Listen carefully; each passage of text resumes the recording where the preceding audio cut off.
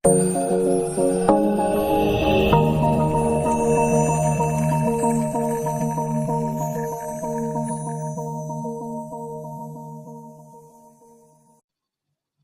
Assalamualaikum warahmatullahi wabarakatuh. Baiklah, di sini kita ketemu lagi ya dengan mata kuliah PPK atau dikenal dengan pengenalan pemrograman komputer. Nah, di sini kita masih menggunakan Visual Basic 2015 ya, di mana di video sebelumnya kita sudah mengenalkan tentang pengoperasian. Nah, di sini kita masih melanjutkan tentang video sebelumnya atau materi kita sebelumnya ya, tentang struktur program keputusan dan juga perulangan. Nah, di sini untuk struktur pemrogramannya kita menggunakan ada dua ya. Yang pertama adalah struktur keputusan, kemudian yang kedua adalah struktur perulangan ya. Di mana untuk struktur keputusan itu ada beberapa poin juga yang akan kita gunakan, di mana yang pertama adalah penggunaan if, then, dan else ya. Nah, struktur keputusan ini biasanya digunakan untuk evaluasi beberapa ekspresi ya, dan bisa menjalankan prosedur itu sesuai dengan hasil dari ekspresi yang dievaluasi. Nah, ekspresinya itu bisa bernilai true atau false ya.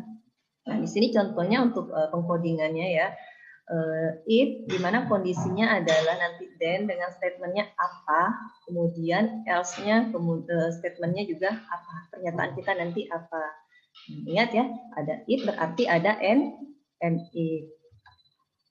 Oke, yang kedua adalah atau yang B-nya adalah select case ya, penggunaan struktur perulangan. Di sini kita menggunakan select case. Nah, di struktur ini dia hanya bisa mengevaluasi satu ekspresi saja ya, di mana yang hanya bisa menghasilkan nilainya itu tunggal. Contohnya di sini misalkan select case di mana kondisi case pertama adalah A misalkan, kemudian case yang kedua atau case satunya adalah apa ya, B misalkan, dan seterusnya ya. Ingat, ada case, ada else-nya ya. Ada select berarti ada and select-nya ya. Oke. Nah, yang kedua itu adalah struktur perulangan. Nah, di sini untuk struktur perulangan kita bisa menggunakan loop ya, di mana perulangan ini dia memiliki dua cara untuk penggunaannya. Ya, pertama dengan pengecekan kondisi di awal ya atau sebelum, kemudian yang kedua itu bisa dengan pengulangan di akhirnya ya, dengan menggunakan loopnya itu pada saat di akhir ya. Contohnya kalau di awal itu misalkan do while, di mana kondisinya apa, nanti pernyataannya apa, perulangannya kita taruhkan di bawahnya ya. Kemudian untuk yang akhir, nah itu biasanya langsung di mana do langsung ada statementnya, loopnya adalah baru while katanya, di mana kondisinya apa nanti ya. Bisa kita lihat di slide berikutnya ya, contohnya seperti apa untuk isi daripada kodingannya. Kemudian while loop ya. Nah, di sini perulangan ini biasanya digunakan untuk melakukan iterasi kode dengan jumlah iterasi yang dapat ditentukan atau tidak terhingga selama kondisinya itu masih memiliki nilai true ya. Di sini misalkan contohnya while kondisinya apa, nanti statementnya apa sesuai dengan kondisi yang diminta ya.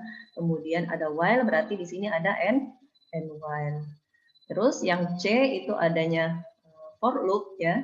Perulangan ini biasanya digunakan untuk melakukan perulangan kode dengan jumlah iterasi yang dapat ditentukan secara eksplisit ya, secara bertukaran. Nah, di sini contohnya menggunakan for, counternya berapa nanti sesuai dengan tipe datanya. Kemudian kita memulai dari berapa sampai berapa. Pernyataannya nanti ada beberapa, misalkan ada 5. Oh, berarti kita mulainya 0, terhitung dari startnya adalah 0, berarti mulai dari 0 sampai 4, karena terhitung sesuai dengan binernya dia menghitung berawal dari 0. Jadi 0 to 4, kalau memang ada 4 pilihannya nanti ya. Kemudian akan ada next counternya ya, for-nya misal counternya for i, nanti ada next i ya. Nah, ini contoh ya. Nah, sekarang kita ke contoh, ke latihan. Yang pertama nanti kita akan praktekkan di Zoom kita ya. Nah, di sini contohnya kita akan membuat desain form seperti gambar seperti yang ada di sini ya. Ada form percabangan, contohnya ada umur, ada kategori ya, terdiri dari label, kemudian ada teksnya nanti kita isi sesuai dengan umurnya berapa, kemudian nanti ada prosesnya, baru kategorinya dia termasuk apa. Contoh codingannya, nah nanti seperti biasa ya kita double klik di proses, kita perintahkan button kita di proses, isi codingannya seperti ini. Ya. Jika text box 1 adalah 17, dan katanya, jika nanti umurnya adalah 17, textbook itu adanya di sini ya, textbook 1. Jika umurnya 17, dan maka di textbook 2-nya dia akan menyatakan bahwa dia adalah remaja. Ya, karena kita sudah mengkodingkan. Jadi kalau misalkan kita isi usianya 17, berarti nanti pernyataan dari textbook keduanya adalah dia remaja. Ya. Kemudian ini contoh ya, masih simple. Nah, untuk latihan yang kedua juga sama, kita masih menggunakan form yang sama, tapi kita desain ulang nanti ya di form berikutnya. Jadi dalam satu project nanti ada banyak form, kita coba ya. Formnya, desain formnya sama, cuman untuk pengkodingannya berbeda sesuai dengan fungsi masing-masing dari slide sebelumnya tadi. Ya, nah di sini ada text box 1 jika dia berusia lebih besar daripada 17, nanti kita isi 18, maka usianya termasuk di kalangan dewasa. Ya, tapi kalau misalkan dia lebih kecil dari 17, maka dikatakan nanti dia anak-anak. Kita input 15, nanti dia akan menyatakan kategorinya dia masih anak-anak. Ya.